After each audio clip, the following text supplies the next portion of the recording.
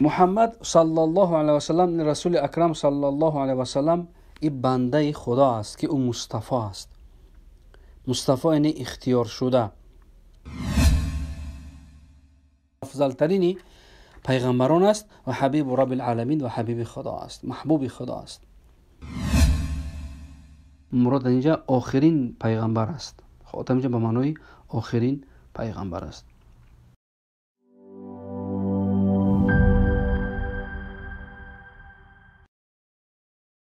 الحمد لله وحده والصلاة والسلام على من لا نبي بعده. اللهم لا سهل إلا ما جعلته سهلا وأنت تجعل الحزن إذا شئت سهلا. لله تعالى. خب این درس از سلسله درس متن عقیده طحاوی رحمه الله، درس پنجم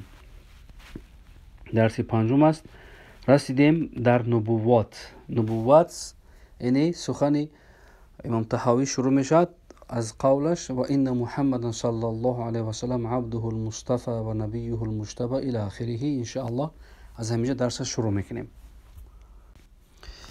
خب امام طحاوی رحمه الله میفرمایند، میگن و این محمد صلی الله علیه و سلم عبده المصطفى و نبیه المجتبى. یعنی خب محمد صلی الله علیه و سلم، رسول اکرم صلی الله علیه و سلم، این بنده خدا است که او مصطفی است. مصطفی یعنی اختیار شده. و نبیه المجتبى، و نبی خدا است که او مجتبی است. مجتبی هم به معناش هم به معنای مختار میاد. یعنی مصطفی، مجتبی هر دوش یک معنا دارد. و رسوله المرتضى، و رسول خدا است که اون خداوند از اون راضی شده است. یعنی خداوند رسول اکرم صلی الله علیه و سلم را اکرام کردند به همین رضایت خودشان. و امام الاتقیا، که رسول اکرم صلی الله علیه و سلم خب امامی کی است؟ اتقیا یعنی به معنای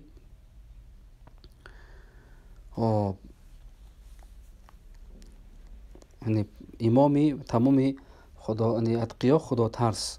و سید المرسلین، که سید مرسلین است. یعنی خب سید المرسلین به این معنا بهترینی در بین پیغمبران بهترین است، سید است، یعنی بهترینی پیغمبران است. و حبیب رب العالمین او رب العالمین، و حبیب رب العالمین است به این معنا که این محبوب خداوند یگانه است. طيب محمد صلی الله علیه و سلم، خب خیلی که من در اولی که این درس شروع کرده بودم گفتم که بعضی از شرح ها و بعضی از تفسیراتی که در متن طحاوی میارم از شرح عقیده طحاوی از عبدالغنی غنیمی میدانی یا که از بابورتی، از شیخ بابورتی میارم. دیتون باشد. خب از این جمله خب شیخ غنیمی میگه محمد این مشهورترین نام رسول اکرم صلی الله علیه و سلم است. نام شریف رسول اکرم محمد از همه این بالاتر است. بعضی علما گفتند خب رسول اکرم خب نام بسیار دارد، بعضیاش 99 تا نام از رسول اکرم گفتند، بعضی 300 تا گفتند. خلاص از همه نام بهترش و ان بگیم با شرفترش همین محمد صلی الله علیه و سلم است. طيب عبده المصطفى و نبیه المجتبى. گفتیم معنای مصطفی و مجتبی یک معنا دارند، هر دوش یک معنا است، به معنای مختار. اصطفاه ای اختاره، اجتباه ای اختاره، هر دوش یک معنا است. اما برای تأکید معنای همین مصطفی و مجتبی که هر چون یک معنا دارند، برای تأکید یعنی امام طحاوی نه آوردن. و رسوله المرتضى، گفتیم رسول اینجا به معنای یعنی خداوند از اون چی است؟ مرتضی، اینه که راضی شده است. یعنی رسول یعنی انسان آزاد از فرزند آدم که به سوی اون وحی شده است به شریعت نو، یعنی شریعت جدید، و او را خداوند امر به تبلیغ شریعت جدید کردند. خب اینا میگن رسول صلی الله علیه و سلم. و بر او کتاب نازل شده است، یعنی قرآن. که این هر یک رسول، هر رسولی که بر اون شریعت نازل میشد، او اون ناسخی او شریعتی پیش بودگیش میشد، یعنی که نسخ میکند اون شریعتی پیش از بودگیش رو. یعنی شریعت عیسی علیه السلام رو رسول اکرم صلی الله علیه و سلم چیکار کردن؟ نسخ کردن. طيب این معنی هم رسول خلاصش. و رسوله المرتضى و انه خاتم الانبیاء. خاتم با فتح میگن، خاتم نیم، خاتم فتحه حرف طاقتی خاتم، و با کسر هم گفته میشد بعضی وقت، یکی معناش یک شد. خاتم خاتم میگن یعنی مراد اینجا آخرین پیغمبر است. خاتم اینجا به معنای آخرین پیغمبر است. چون که خداوند در سوره احزاب میگه ولکن رسول الله و خاتم النبیین، لیکن رسول خدا است و خاتم نبیین است، یعنی که این خاتمه کننده تمامی پیغمبران است.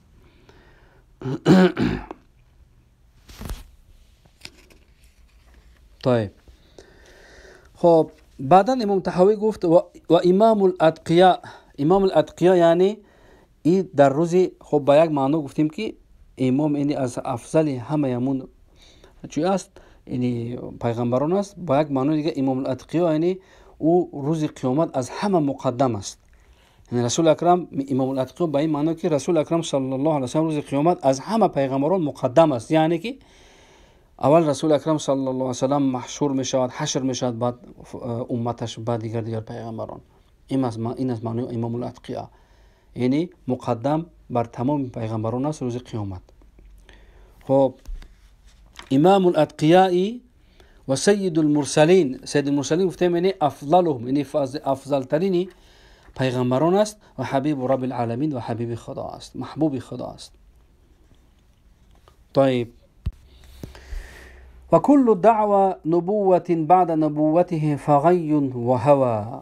امام طحاوی بعد میگه و کل دعوه، و هر دعوایی که هر کسی که دعوا میکند نبوتین، یعنی دعوای نبوت میکند، دعوای پیغمبری میکند، بعد نبوته، بعد از نبوت رسول اکرم صلی الله علیه و سلم، پس دعوای این چی است؟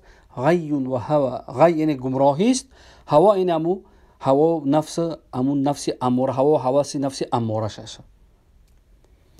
خب معنای خب این تحت لفظ، اما معنای بگیم عمومیش این است که کسی که دعوای نبوت میکند بعد از رسول اکرم صلی الله علیه و سلم، پس دعواش باطل است. چون که رسول اکرم صلی الله علیه و سلم گفتند که در روایت بخاری و حاکم لا نبی بعدی،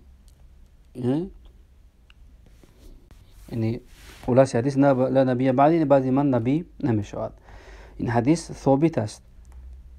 خب یک چیز فقط ذکر کنم، یک بگیم، چون که اگر شنیده باشین در پاکستان یک احمق، بگیم یک میشود بگیم که نامسلمانه به نام احمد قادیانی پیدا شده بود. غلام احمد قادیانیش میگفتند. اون دعوای پیغمبری میکرد، لیکن اون دلیل داشت. خب سوره حج آیه 75 خب همین آیات دلیل میگرفت، میگفت که قوله تعالی الله یصطفی من الملائکه رسلا و من الناس یصطفی. انا من گپ در سر یصطفی است. الله یصطفی من الملائکه رسلا و من الناس، یعنی آیه همین آیه 75 سوره حج. خداوند میگه که خداوند یعنی اختیار میکند از ملائکه رسول را و از مردم رسول را، یعنی مراد از الناس یعنی از بشریت، از انسان ها در روی زمین، و در آسمان از ملائکه ها هر کی را بخواد رسول انتخاب میکند. این غلام احمد قادیانی همین کلمه یصطفی را، فعل مضارع را، همین گفت، میگه که این فعل مضارع است. معناش یعنی چی؟ یعنی مقصدش چی بود فعل مضارع؟ با این معنی که وقتی که یصطفی را، خب غلام احمد قادیانی به معنای فعل اینی بگیم حقیقی فعل مضارع میگرفت، اگر اینی بر معنای ظاهریش وقتی گرفته بود، از این معنی فهمیده بود که یعنی که در زمان حاضره و آینده خداوند گویا که از بشریت پیغمبر رو انتخاب میکند، یعنی بعد پیغمبر باید که پیغمبر باید بشود. به همین دلیل همین آیت دلیل گرفت و دعوای پیغمبری کرد، خودش همچون پیغمبر اعلام کرد.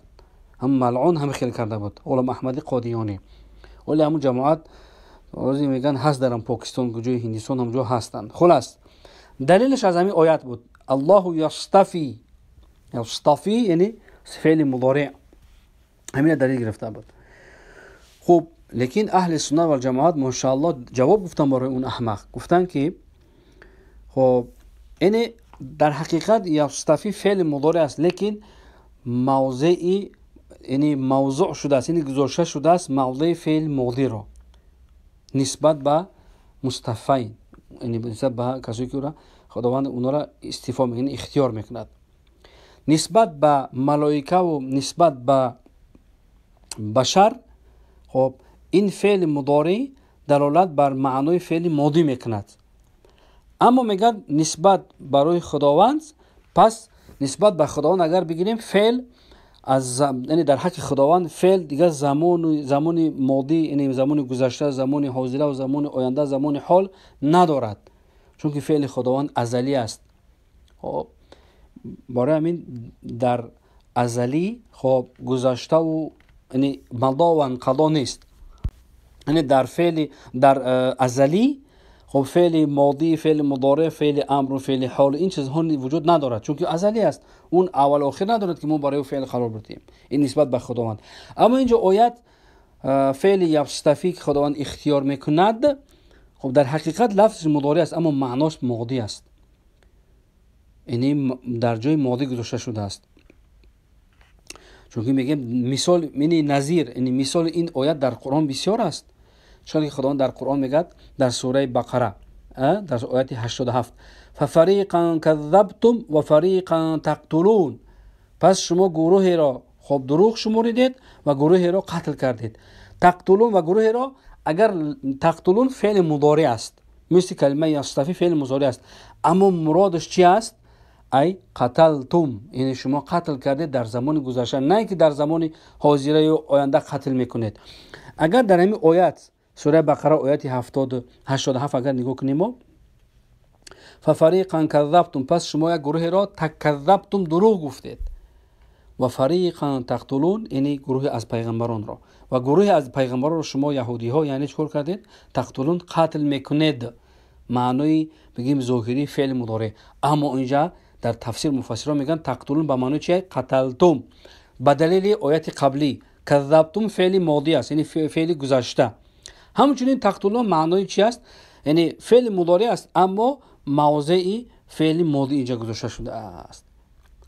یعنی مثل این خیلی آیات ها بسیار است در قرآن که فعل مضارع است در ظاهر اما معناش فعل ماضی را میتید. مثل این آیات ففریقا کذبتم و فریقا تقتلون، تقتلون فعل مضارع است لیکن میگه معناش فعل ماضی است، یعنی که تقتلون نیو یعنی قتلتم، یعنی چون که تقتلون معنای حاضر و آینده را میتید، اما قتلتم معنای گذشته یعنی فعل ماضی را میتید. مفهوم؟ انا میخل اهل سنت و جماعت جواب گفتن برای غلام احمد قادیانی که دعوای پیغمبری میکرد، بعد دعواش باطل شد. میگیم الله یصطفی، مراد اینجا یعنی فعل مضارع یعنی فعل ماضی است. خداوند یعنی اختیار کرد از ملائکه ها و از مردم بشریت رسول رو، یعنی رسولان رو، پیغمبران رو. طيب دوام میتیم خب متن این تحاوی رو. وهو المبعوث إلى عامة الجن وكافة الورى بالحق والهدى. و همون رسول اکرم صلی الله علیه و سلم مبعوث است، یعنی فرستاده شده است. مبعوث به معنی فرستاده شده، یعنی به سوی ثقلین یعنی به عالم جن و انس. خودش میگه الى عامة الجن، به سوی تمام جن ها، عامه جن، فرق ندارد چگونه جن باشد، مرد زن همش. خب اون مبعوث به سوی جن است و کافة الورى، و همچنین مبعوث به سوی کافه گفته تمامی، ورا گفته بشر میگن یعنی بشریت انسانیت. کافه گفته همشه در بر دارد، یعنی کافه عامه یک معنا دارد. بالحق والهدى که اون رسول بر حق است و هدایت کنه به سوی حق است. و یعنی رسول اکرم صلی الله علیه و سلم مرسل است به سوی انس و جن، نه به سوی تمام خلق، یعنی مسوی فقط انس و جن، نه به سوی ملائکه و به سوی مثلا حیوانات.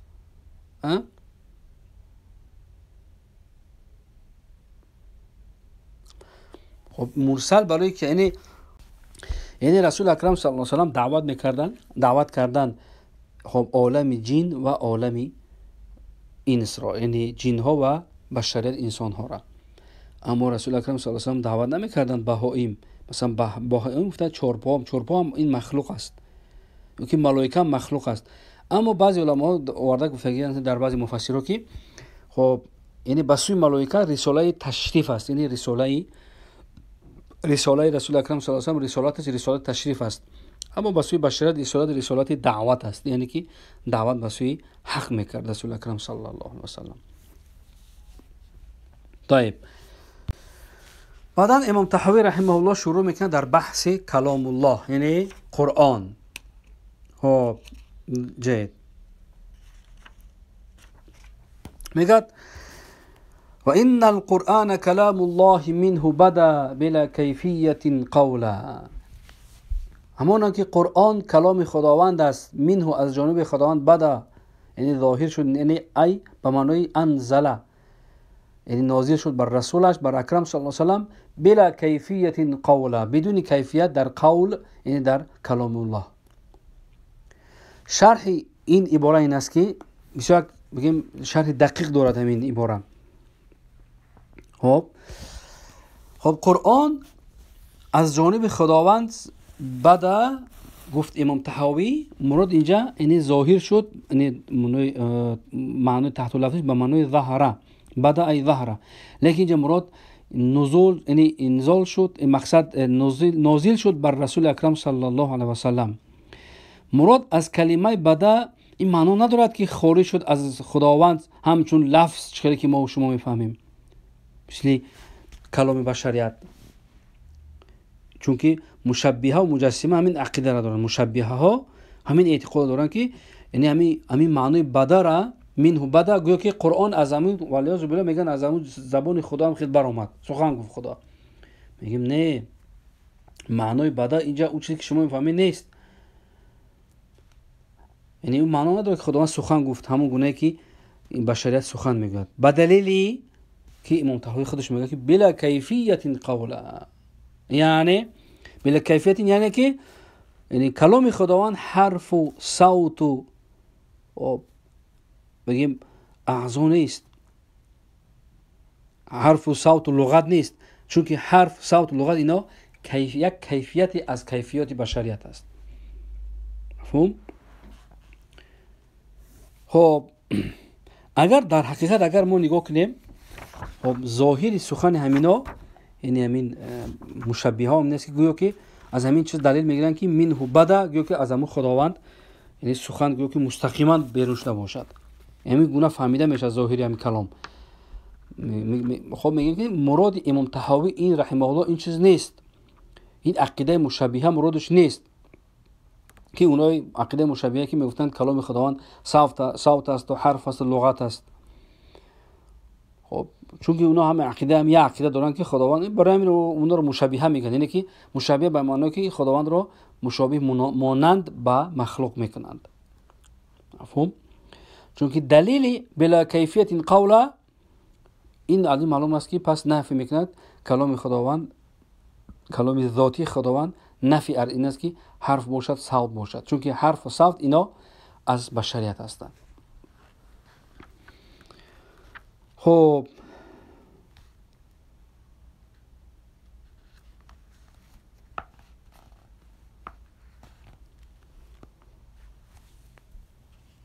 پس اگر پرسن که خب معنای منه بدا چی است، میگیم که معناش که خداوند یعنی ظاهر کرد خب کلام ازلی و ابدیش برای کسی که از مخلوقش خواست برای اون ظاهرش کرد، یعنی برای اون شنوانید خداوند کلام ازلیش شنوانید بدون اینکه کلام خداوند حادث باشد. میبینید میگیم این گونه است معناش منه بدا، یعنی خب نازل کرد قرآن را بر رسول اکرم صلی الله علیه و سلم بدون کیفیت، یعنی نه اینکه کلام از دهان خداوند ولی از بالله سخن برآمد کلام رو جبرئیل شنید اومد بر رسول الله صلی الله علیه و سلم، نه این گونه نه، برای که این نوع حادث است آخر. یعنی که خداوند ظاهر کرد که بگیم شنوانید سخنش غیر از اینکه کلام باشد. چون که با موسی علیه السلام سخن گفت، با رسول اکرم صلی الله علیه و آله در شب معراج سخن گفت. چون که حدوث خب این برای بشریت است.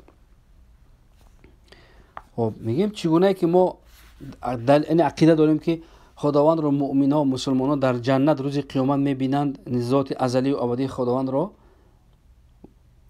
و دیدن بشریت برای خداوند این حادث است.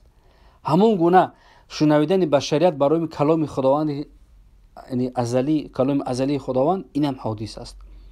یعنی شنویدن موسی علیه السلام و شنویدن رسول اکرم صلی الله علیه و سلم سخن ازلی خدا را، این شنویدن اینا حادث است. چگونه ای که اهل جنت خداوند را در روز قیامت، یعنی در جنت، اهل جنتی ها در جنت خدا را میبینند بدون کیفیت، بدون جهت و بدون یگم بگیم شبیه و یگم و مسافت خدا را که میبینند، دیدن بشریت برای خداوند حادث است. ذات ازلی ابدی خدا را میبینن ان شاء الله، میبینیم ان شاء الله، لیکن دیدن ما حادث است. همین گونه شنیدن موسی علیه السلام و شنیدن رسول اکرم صلی الله علیه و سلم سخن ازلی و ابدی خداوند را حادث بود. اما کلام خداوند ازلی و ابدی است. برای این مشابه ها از همین سخن بسیار بگیم راحت میکنن که منه بدا، یعنی که ولیعوذ بالله، یعنی که گویا که از خداوند همون سخن برآمده باشد. خب چون که در اصل خب قرآن اطلاق کرده میشد بر کلام ذاتی. وقتی قرآن میگیم این همچون گفته میشد کلام ذاتی ازلی خداوند، و قرآن همچون لفظی منزل بر رسول اکرم صلی الله علیه و سلم.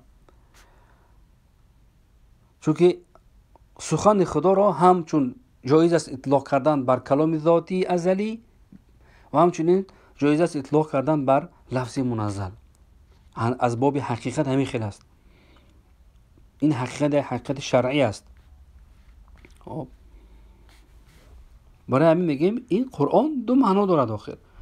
کلام خدا میشود بگیم قرآن خب کلام ذاتی ازلی خداوند، و میشود بگیم قرآن لفظی منزل بر رسول اکرم صلی الله علیه و سلم. این دو تعبیر دارد. این برای همین این یگم خلاف شرع نیست، این حقیقت شرعی همین است.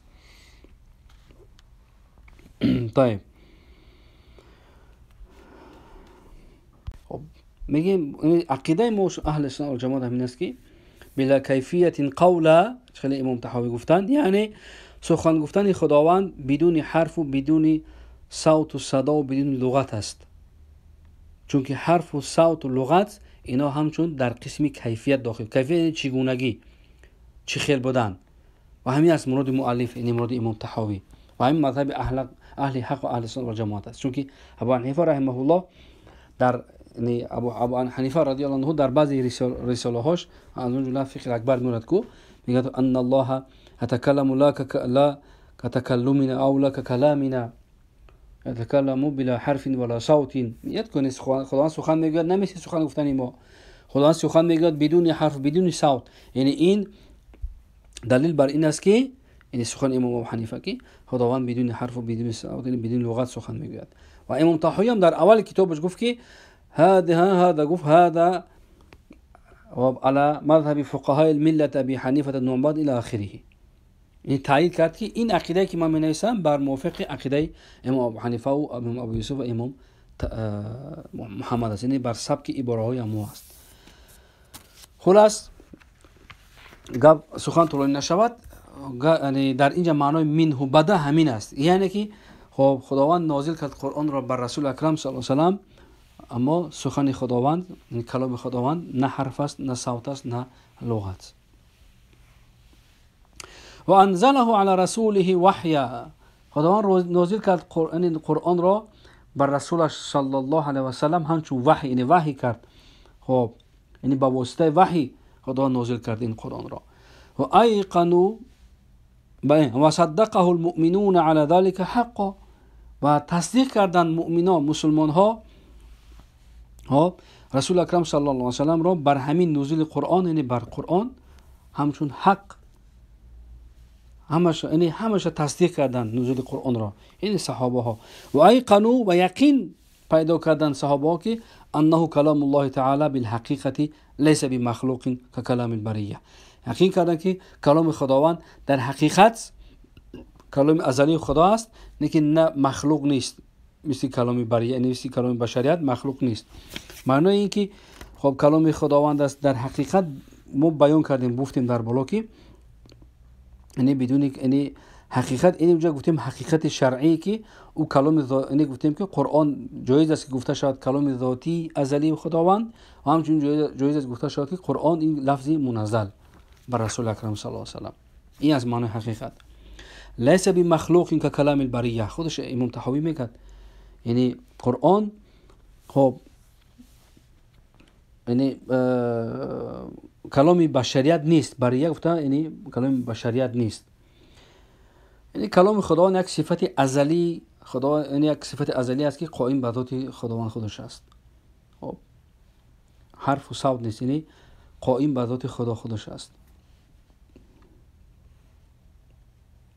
طيب فمن سمعه فزعم ان كلام الله انه كلام البشر فقد كفر.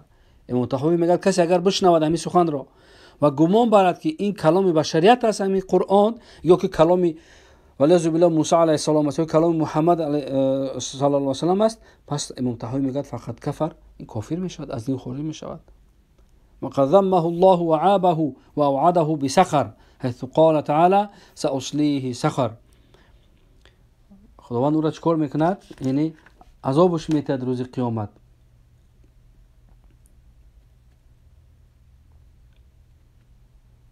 چون که بر خداوند همچون افترا کرده است، یعنی نسبت به صفت قدیم خداوند.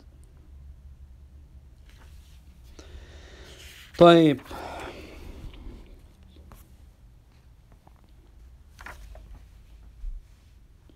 یعنی خب تا اینجا فهمیده می شود که میگه که وقد ذمه الله وعابه، گویا که ولیعوذ بالله اون عیب گرفته از سخن خدا و اوعده و خدا اون رو وعده میکنه به چی؟ بی سقر. سقر گفته یک وادی از دوزخ میگن. حیث قال که خداوند چگونه که میگه ساصلیه سقر، ما او را به زودی به سقر میاندازیم، یعنی که در دوزخ میاندازیم. یعنی کسی بگد که قرآن، کسی همین خیلی گمان برد که این قرآن کلام بشر است، کلام یعنی مخلوق است، او کافر میشه، در این هیچ شبهه نیست. خدا او را مراه کرده است و را خداوند جزاش میتید و وعده میتید که وعده داده است خداوند که او در دوزخ میرود و اوعده بسقر. سقر یعنی ساصلیه سقر، یک وادی از دوزخ. طيب خب امام طحاوی رحمه الله ادامه میگه فلما اوعد الله بسقر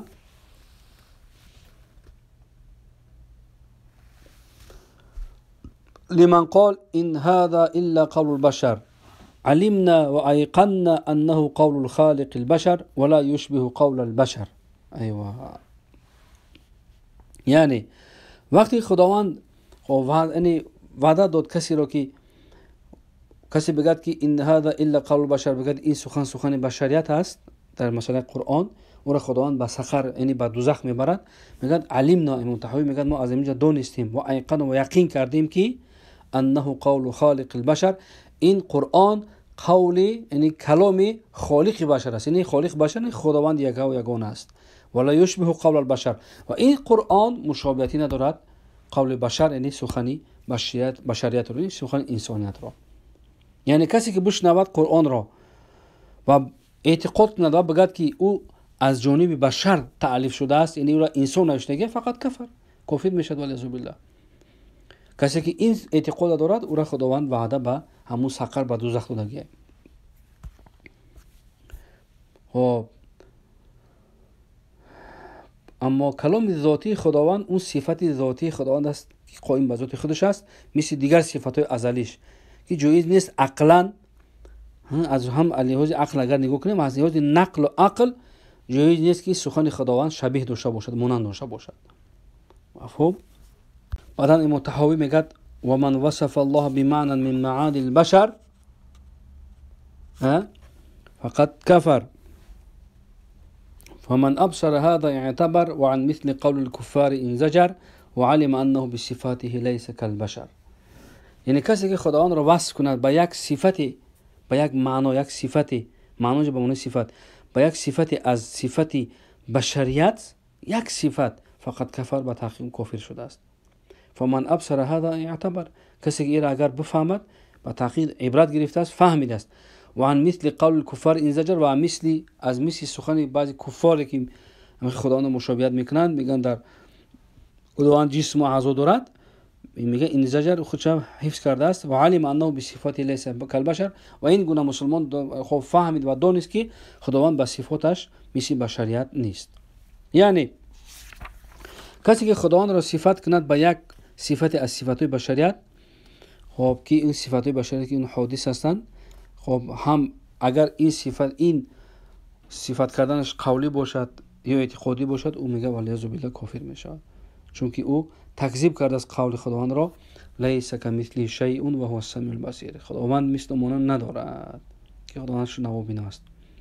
چون از صفاتهای بشر مثل حدوث، پیدایش، تطور، دیگرگونی، انفعالات، تأثیر، رنگ، حرکت، سکون، تحیز به مکان، این مانند همین چیزها همه اینا صفات بشری هستند. خداوند از اینا منزه است. اگر کسی اعتقاد کند که خداوند متصف به همه صفاتهای بشریت است، ولی از بالله او از دین خارج می شود. خود را به اعتقادش داشته باشد در قلبش یا که بر زبانش بگوید. پس صفاتهای خداوند مشابهتی ندارد صفاتهای بشر را، چون که صفاتهای خداوند همش قدیم هستند، ازلی هستند، و صفاتهای بشر همش حادث و محدث هستند و هیچ مشابهت بین قدیم و حادث وجود ندارد. یگان مشابهت بین قدیم و حادث وجود نداره، یگان نزدیکی در این نیست، این چیز مشابهت ندارن.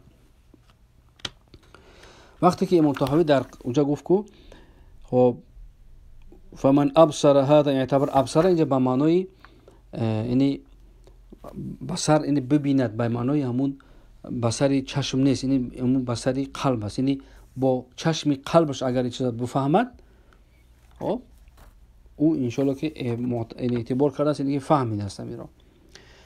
قولش وقتی که فمن ابصر هذا اعتبر به معناش که این او عبرت گرفت با از سخن اون کفاری که اونا در حق خداوند مماثلت و مشابهت را میتین، یعنی که جایز میشمونن. یعنی والیعاذ بالله از این خیلی اعتقاد خداوند نگه بدارد، این گونه اعتقادهای فاسدی که بعضی والیعاذ بالله بعضی گروه ها و بعضی چیزا دارند، والیعاذ بالله خداوند پناه طلب کند. دیدید که این متحاوی چی میگه؟ و ما وصف الله بمعنى من معانی البشر فقط کفر.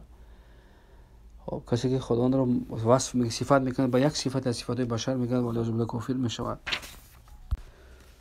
خب یک چند روایت میارم، مثلا امام علی ابن ابی طالب رضی الله عنه، خب حضرت میگن گفتن که سیرجع قوم من هذه الامه عند اقتراب ساعه کفار، گفتن از این امت، این امت پیغمبر صلی الله علیه و سلم، بعضی گروه های پیدا میشوند که نزد اقتراب ساعه، در آخر قیامت، از نشانه های قیامت همونو پیدا میشوند که اونها کافر هستند.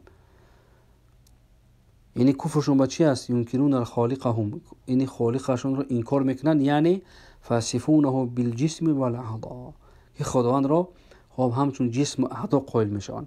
این سخن امام یعنی حضرت علی را ابن معلم قرشی در کتاب نجم المهتدی آوردگی است. خب چرا که امام ابو حنیفه در کتاب وصیه‌اش میگه که من قال بحدوث صفت من صفات الله او شک او توقف کفر. کسی اگر یک صفت خداوند را بگد که حادث است، یا که شک کند که او همین صفت حادث است یا نیست، یا که توقف کند، یعنی نه به ازلیت بودن صفت خب اعتقاد دارد، نه به حادث بودنش توقف میکنه، در بین کافر میشود، میگه ابو حنیفه رحمه الله.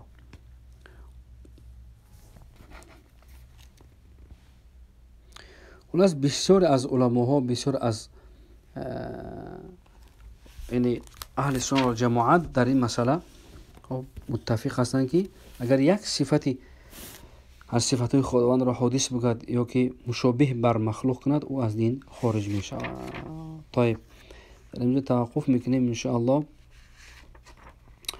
و رسیدیم تا قول مؤلف و رؤیت حق لأهل الجنه. تا همینجا ان شاء الله درس دیگه از همینجا شروع میکنیم. خدا اگر نصیب کنه ان شاء الله از همینجا درسی ششم رو شروع میکنیم. و رؤیت حق لأهل الجنه. و آخر دعوانا و الحمد لله رب العالمین.